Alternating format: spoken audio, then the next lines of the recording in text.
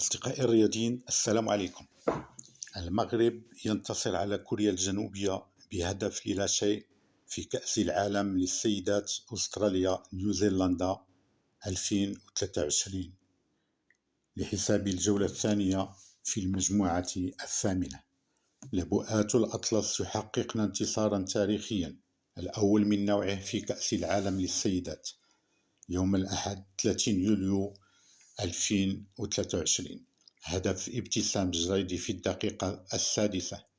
انتصار ينعش آمال سيدات المنتخب الوطني المغربي في العبور إلى الدور الثاني في كأس العالم 2023 في المجموعة الثامنة بالدور الأول، وهي أول مشاركة في التاريخ، أول 3 نقاط وأول انتصار في تاريخ مونديال السيدات، المجموعة التي يتصدرها المنتخب الألماني برصيد 3 نقاط من أصل مباراة واحدة.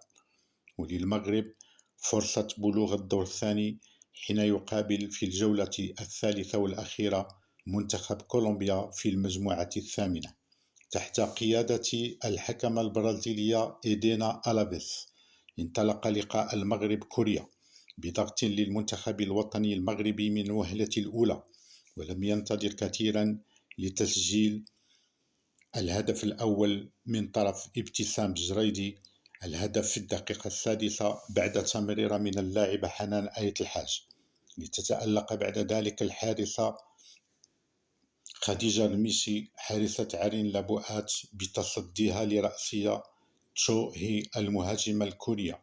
وكادت ابتسام جريدي مضاعفة الغلة بعد تسديدة جاورت القائم ليسدل الستار عن مجريات الشوط الأول بتقدم المنتخب المغربي للسيدات على كوريا الجنوبية بهدف للا شيء. في الشوط الثاني وأمام اندفاع المنتخب الكوري، نهج المنتخب المغربي أسلوبا دفاعيا صرفا، وأمام ضغط المهاجمين الكوريين قام مدرب المنتخب المغربي بإخراج المهاجمة سلمى أماني وتعزيز الدفاع بإدخال المدافعة سارة قاسي. وخرجت مسجلة الهدف ابتسام جريدي لفسح المجال لروزيلا أيان للمشاركة فيما تبقى من اللقاء. روزيلا لم تستغل تمريرة من غزلان الشباك لتترجم الفرصة لهدف.